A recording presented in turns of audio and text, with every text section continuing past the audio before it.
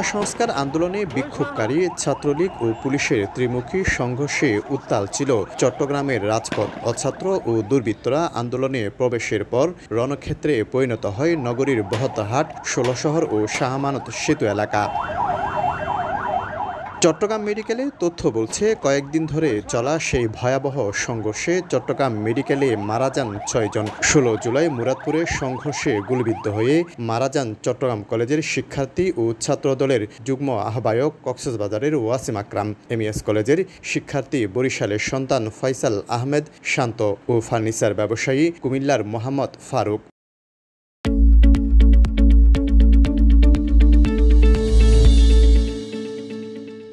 পরে চিকিৎসাধীন অবস্থায় ২৬শে জুলাই দগ্ধ হয়ে মেডিকেলে মারা যান বাস শ্রমিক আব্দুল মজিদ। তিনি বহদ্দারহাটে ১৮ জুলাই দগ্ধ হন। একই ঘটনায় চিকিৎসাধীন অবস্থায় মারা যান কক্সবাজারের মহেশখালীর তানবীর ও সন্দ্বীপের সাইমন। ওই ঘটনায় গুলিবিদ্ধ হন চট্টগ্রাম বিশ্ববিদ্যালয়ের শিক্ষার্থী হৃদয় চন্দ্র তড়ুয়া। পরে চিকিৎসাধীন অবস্থায় ঢাকায় মারা যান ২৩ জুলাই। মারা গেছে চিকিৎসাধীন অবস্থায় একজন, আর ব্রট ইন ডেথ পেয়েছি আমরা ঘটনার সময় ৫ জন।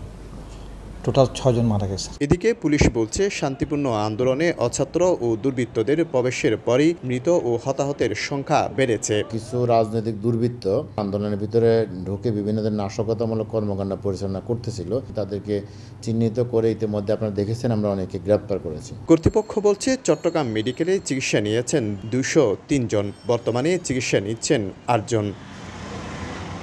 শফিকুল আলম, সময় সংবাদ, চট্টগ্রাম।